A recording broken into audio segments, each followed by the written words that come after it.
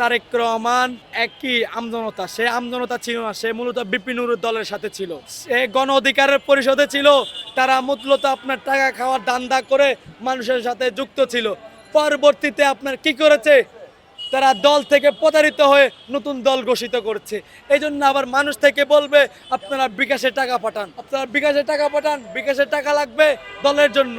কিন্তু তারা কি করে, ওই টাকা দিয়ে অন্যের বিরুদ্ধে কথা বলে না, তারা শুধু তাদের দলের জন্য চিন্তা ভাবনা করে।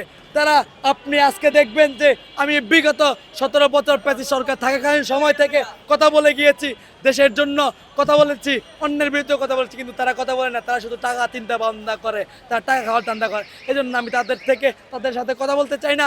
বিপিনুর একটা খারাপ লোক, আপনার এই আমজনতা একটা খারাপ লোক। এই জন্য নতুনভাবে বাংলাদেশ গড়তে হবে, আমাদের জনগণকে ভালো রাখার জন্য কাজ করে যেতে হবে। আমার দলকে ভালো লাগুক আর আপনার যেই দলকে ভালো লাগুক, অবশ্যই আপনি দলের জন্য কাজ করবেন আর আপনার দেশের জন্য কাজ করবেন। এটাই হলো তো মূলত বিষয়। আমি